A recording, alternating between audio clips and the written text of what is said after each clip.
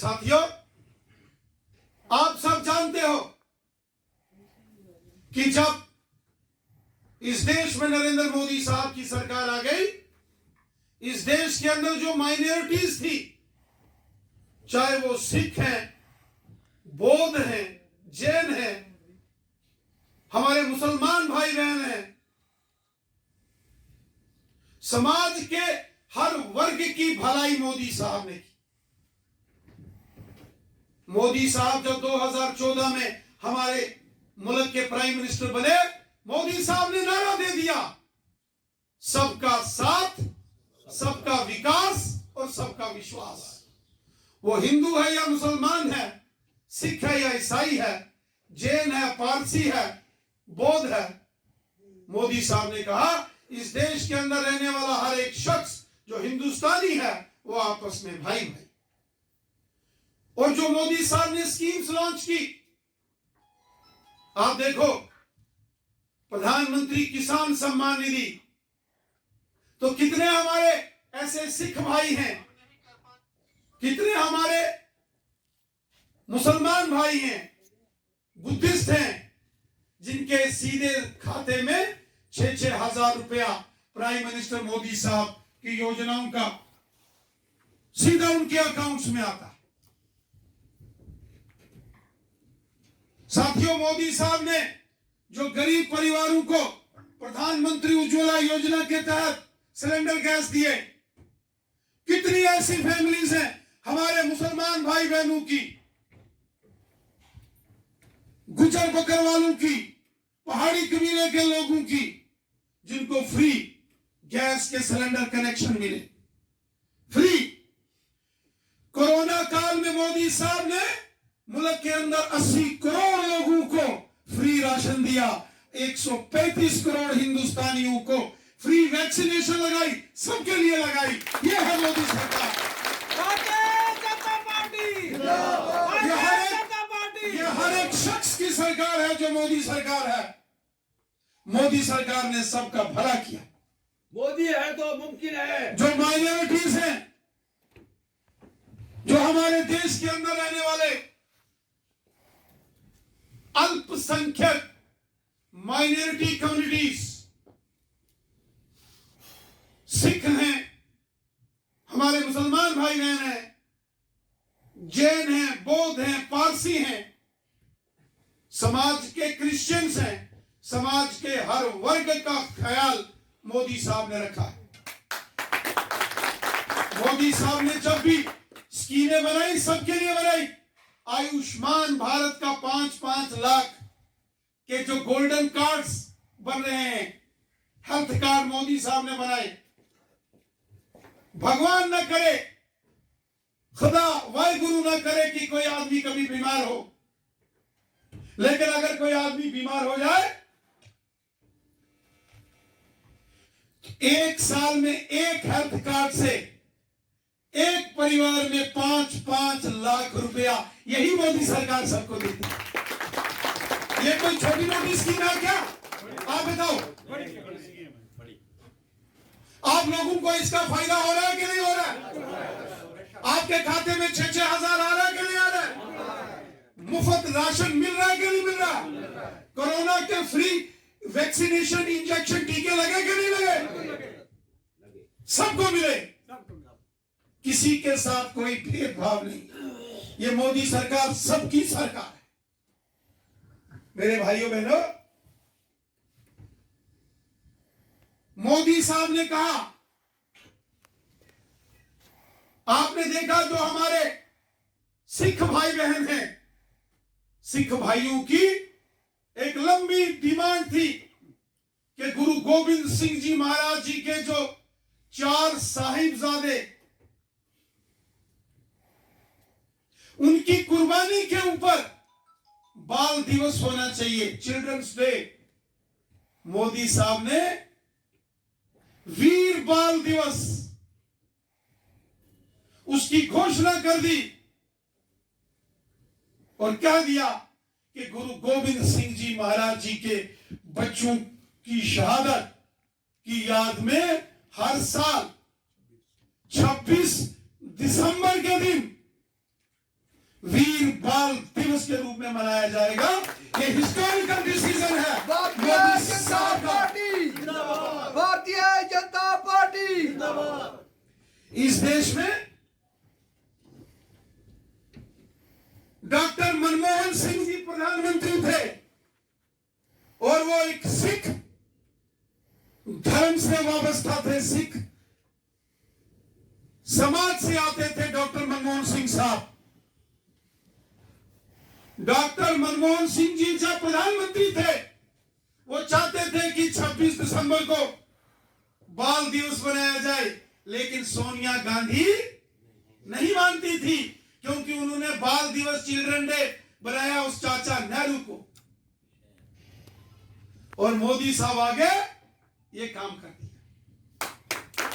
इसी तरीके से आप देख रहे हैं पटना साहब से लेके अमृतसर शहर तक किस तरीके से मोदी साहब ने और सिख धर्म के 10 के 10 गुरु महाराज और गुरु ग्रंथ साहब जी के प्रति कितनी श्रद्धा और कितनी आस्था मोदी साहब के अंदर। जब अफगानिस्तान के अंदर वहां तालिबान की हुकूमत ने गुरुद्वारों को गिराया और वहां गुरु ग्रंथ साहब को किस तरीके से मोदी साहब के जो मिनिस्टर थे उन्होंने लेके आए, हरदीपुरी साहब। और इसी तरह जो हमारे मुसलमान भाई बहन हैं इस देश के अंदर, मोदी साहब की जब सरकार आ गई, मोदी साहब ने ऐलान कर दिया, उसमें उन्होंने कहा मैं अपने मुसलमान समाज के बच्चों के एक हाथ में कुरान शरीफ देखना चाहता हूं तो दूसरे हाथ में कंप्यूटर देखना चाहता हूं। भारतीय जनता पार्टी कितने ऐसे मदरसों के अंदर पढ़ाने वाले मौलानाओं को उन्होंने रिक्रूटमेंट करके टीचर का दर्जा दे दिया।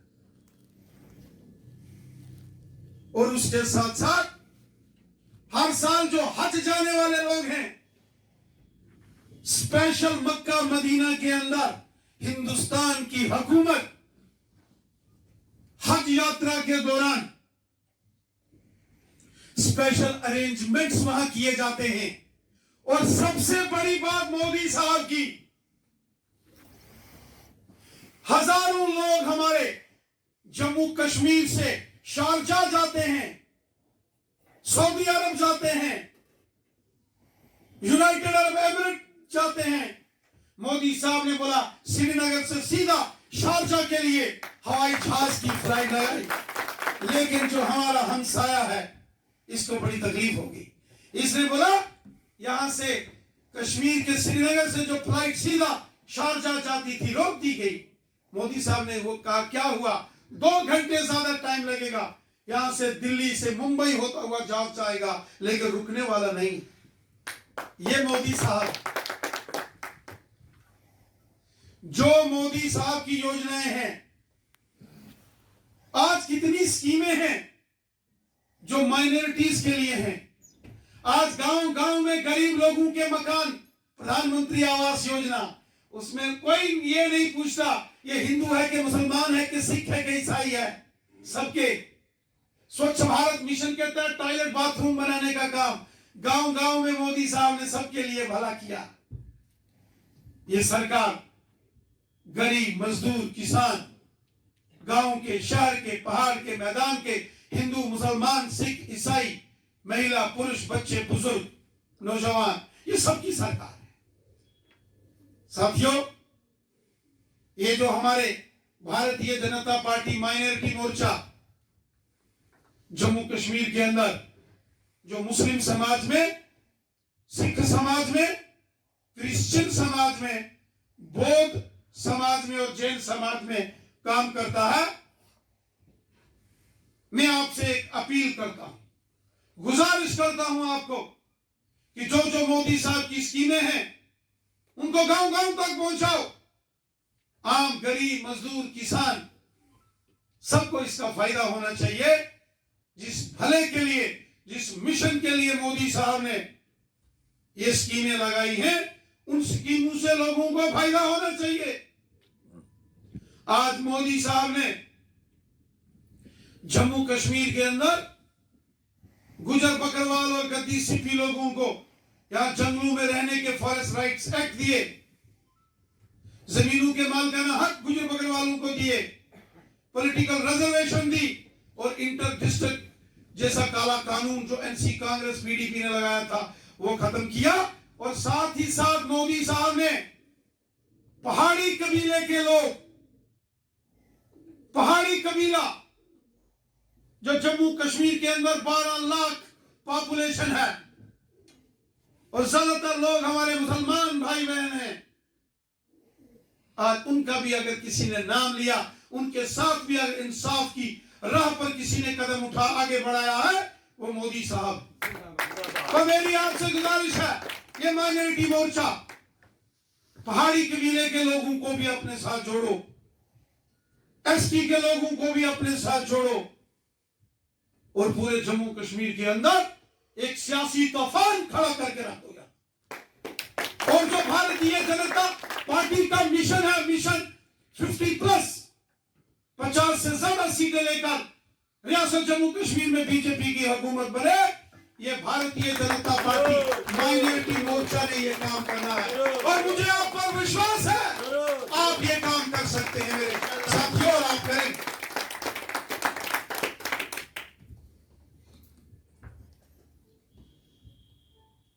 एक पुराना किसी ने शेर बोला,